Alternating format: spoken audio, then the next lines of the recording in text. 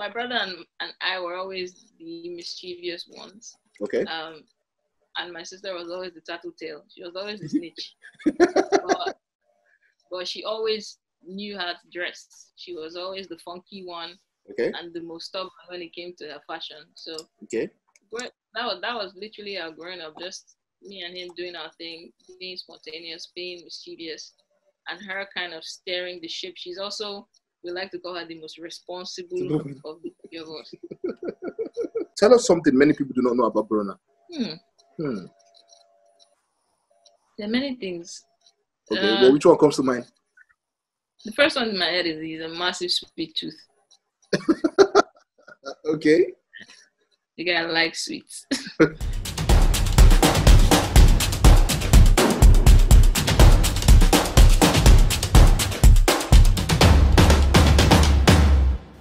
Not many people know that Burna Boy has a sister who is also a musician. Do you understand? And the fact Burna Boy comes from a family of creatives, all of them in their house, all the kids, they are all creative people. So today I'm going to be speaking to Nissi. Nissi is Burna Boy's sister, and she's the last born of their house. She's a musician in her own right. And when I say she's a musician, she's a dope musician. So we're going to be talking about her career and how it was, how growing up in the Ogulu household, how it was. Join in, guys. Your name Nissi, is it a short form of something, or is like? Yes. Okay. What's the short form? What's the full name? Jehova Nissi is the full name. I know. Oh my God! Are you like Jehova Nissi Ogulu? Yes. Yes. Have you sat your parents down and asked them to explain to you why that name was given to you? Oh yes, numerous times. Okay. What did they say? Well, to be honest, like my birth was really tricky. Oh, okay. It was, so my mom had some complications after, like weeks after my birth, that basically put her back on the deathbed. Oh, okay. And because I wasn't named yet, because obviously they were trying to help her out, she thought she was going to die, so she got this revelation, and God told her he would rescue her, and she then asked, what should I name the child? And she was told to name me, Jehova Nissi, as her banner of victory. That makes a lot of sense now. It makes a lot of sense. And that's a beautiful story, I must say.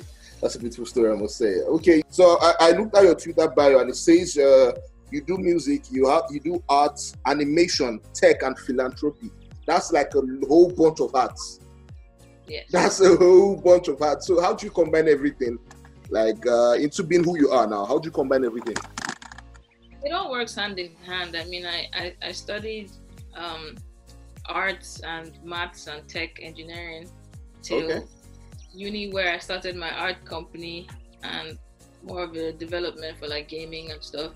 And that made me have to drop it as a subject because there was no time. Okay. And then at the same time, I started,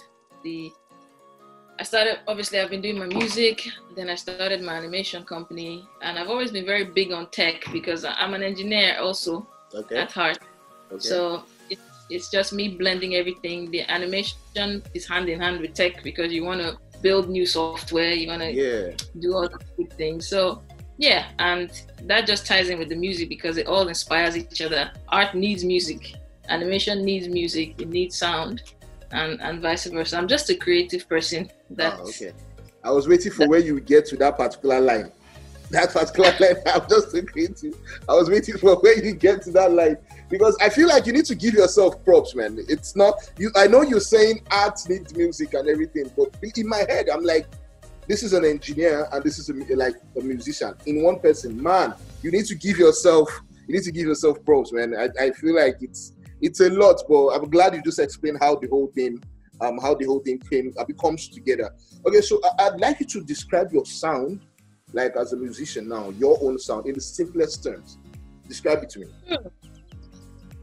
I think for a word that doesn't relate to a genre, I think my sound is very non-conformist, but I want it to drive a message. Non-conformist in that you can't say it's pop or it's house or it's Afrobeat or it's reggae. Okay. I will always delve into all lanes, but what I want to try to maintain is this, dance smooth vibe that people can sensually receive my messages through my music. Okay. And easily. So yeah, I would say it's definitely Afro rooted. Okay. Globally positioned and contemporarily driven. Okay, so Afro rooted. Remind me, globally positioned and contemporary. Hey, let me write. I need to write that down. I need to jot it. I need to jot that. I really like that. Why did you decide to release this project now? Because I was listening to. Hold on, before you answer. I was listening to I was watching the mini documentary you have out.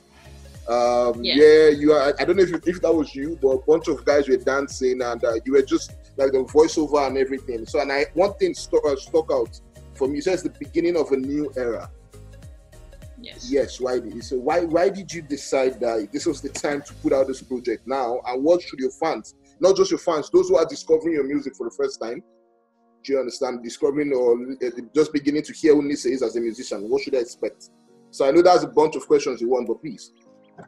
Yeah, I mean, why I released it now is because now was the time where things had come together the way I wanted it to come together. Okay. So obviously understanding how business works as well as creativity, sometimes both don't align. I mean, I have thousands and thousands of songs, but how do you promote it? How are you doing X and Y? And it just hadn't gelled until this time. And it was like, look, now that we're doing this properly, I have to be able to start to give everybody the opportunity to peel off the onion layers of Nissi. Start first with myself as a body of work. Let them get more than just one track. Oh, okay. Okay. So that they can, first of all, understand what this girl has as a taster. Okay. And then we start to build from there. So it's a new era for me, because for me, it's like a rebirth. Oh, okay. It's the beginning of a proper, consistent Nissi music movement. Okay, that makes a lot of sense. Right? So let's digress a little bit. Now, you mentioned that you did maths in school. You studied maths in university. I studied engineering in university. Engineering in university, but maths was a big part of that, right? Okay. Of course. So first of all, when I hear or see anybody that says they had to do maths in university level, one part of my mind gives them props. Do you understand? Because when I was in 100 level, we wanted to do maths, and me and the rest of my colleagues, we actually wrote a petition to the school and said, no, we can't escape maths in secondary school. No, like we wrote a petition and it was taken out of our curriculum. So yes, it was. I did international relations in university. Do you understand? And one of the reasons why we did that course was because we didn't want to do maths at all. Only for the school to come and start speaking English, and they're like, you have to. Oh God, we wrote petition, attached our ID cards, and said, that's not the same. So like I said, I want to digress now. So if I was to give you a number of challenges now, like quick maths challenges, you will put your enemies to shame and answer correctly, right? Oh my God. Don't give me anything that requires a calculator though. Okay. No. Sine and cosine, none of that. None of that. Okay. So should we just do like simple addition and subtraction? Yeah, we can run that. We can. Okay. Let me see. What's 1,504 plus 260? Oh. Wait, hold on. 1,504. Yes. Plus 260. 260.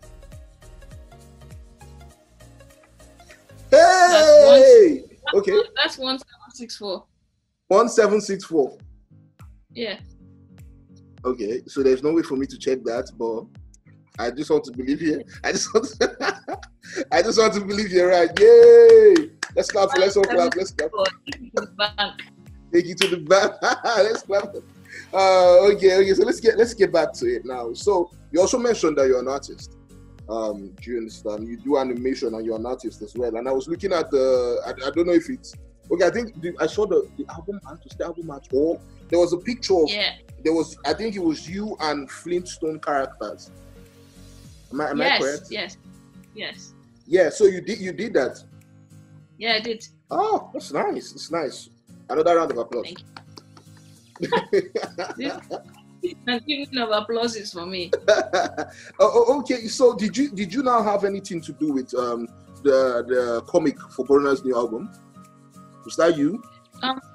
No, not in the actual production of it, but obviously because we're a creative family, and me as the artist will always discuss concepts and stuff, but in the actual illustration of it, I wasn't doing that. That was contracted outside.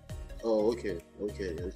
But we should expect to see more of that. So now that I think you're at the stage of Nissi the musician, are we going to see like a full-blown exhibition from Nissi the artist? Yes, you are. We have plans for you guys. Don't worry. Okay. Now talking about these plans. Oh, you guys are not sleeping. I like that. But I want to say, is this the first time you're talking about this artist plans? Because when the time for the exhibition comes and people are buying these pictures or the drawings and everything, you have to run me my check. Why?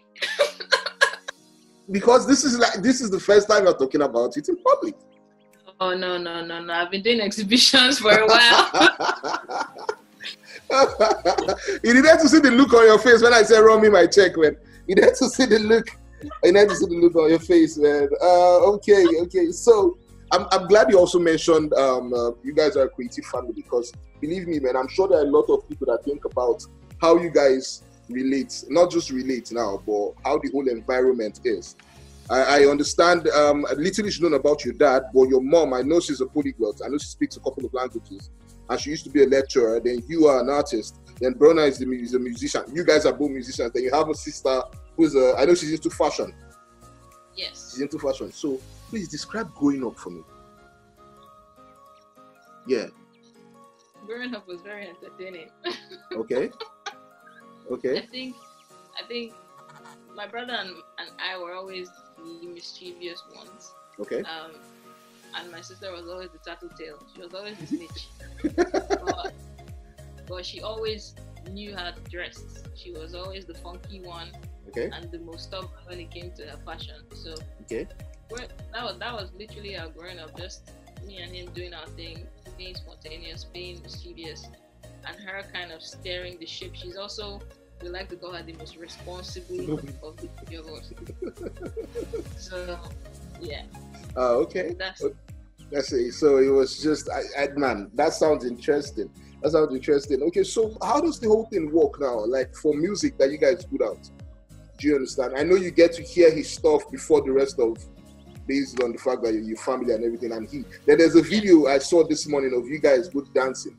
I think that's like a new Zanku style or something. It was first like the breaking bottles on your head. Then at the end, you just did it. Yeah. Yeah. So how does the whole thing work? Do you guys take pointers from each other? Like you have a song, he hears it and it's like, Nissi, no, run like this now. Or you tell him that, no, this line, run on like this or something. Is that how it works? Nah, I think we're very respectful of our process, our individual process, because we've had very different processes and different approaches to music. Okay. And we've always respected each other for that, because we've both done our thing to our maximum capability and try to be the best in our field. So, but then there are times, obviously, where there's a song or something and there's a progression or a chord, and he's trying to figure out what to do with it, and because I'm the piano player, what do you think here? And he values my opinion there. Or I sent him some tracks to listen to and say, yo, what's your favorite one? What are you thinking? And he gives me his feedback. So it's very organic. Oh, okay. So nothing is forced. You guys just roll with the flow. You go with the flow. It's like if you want me, then I'm here. But I'm not gonna. We don't force ourselves on each other. Oh, okay. Makes sense. And somebody asked a very funny question. It was like, I beg, ask them which language they speak for their house. When did they go? Imeni.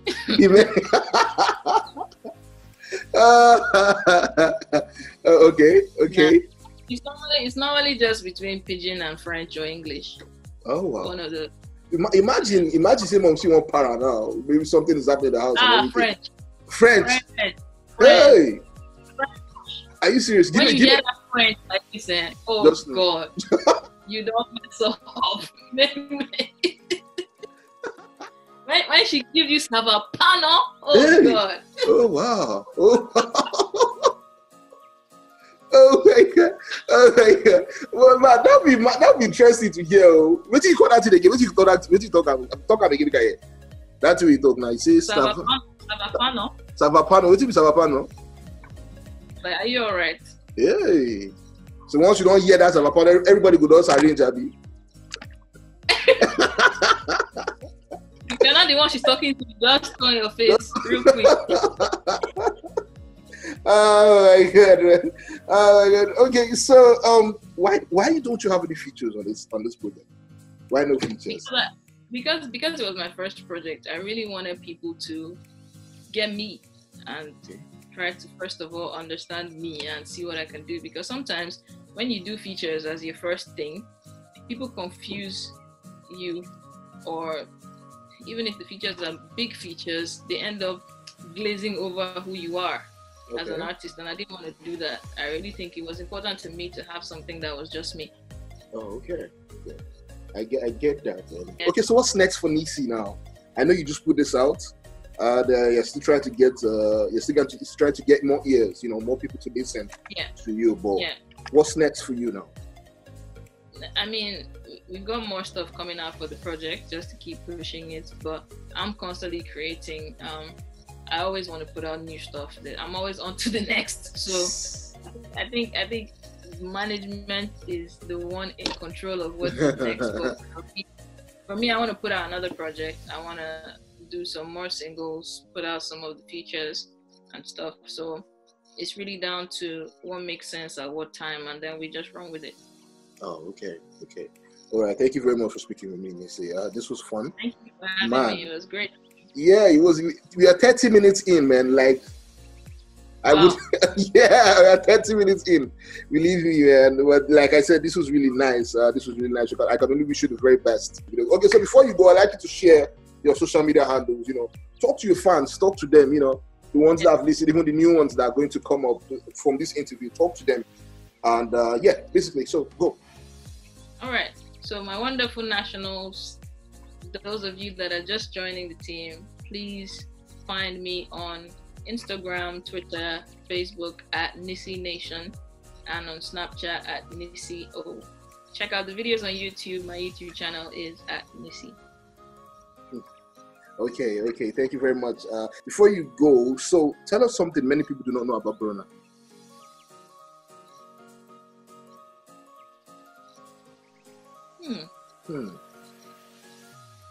There are many things.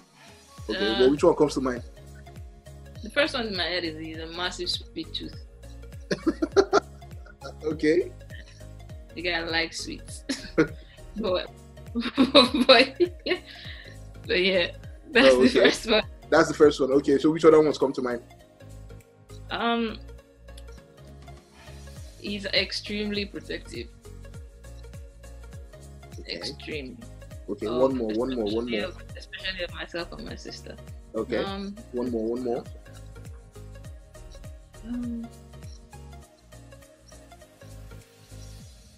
I mean, it's my favorite goof partner. We make a lot of jokes. Like, we're just goofy.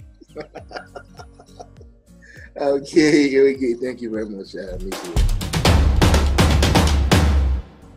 This was a very, very, very interesting interview. Little did we know that the Ogulu house was something. I'm sure you know Burna Boy's mom now. She's a force of a woman. So imagine growing up with their dad and everybody. Imagine growing up in that kind of creative environment. I'm sure you know much. You know a lot more better about Nissi now. You know a lot more better about her. Like I said, she's a dope musician. So please check out her stuff. So don't forget, this is Legit.TV. Please follow us on all platforms.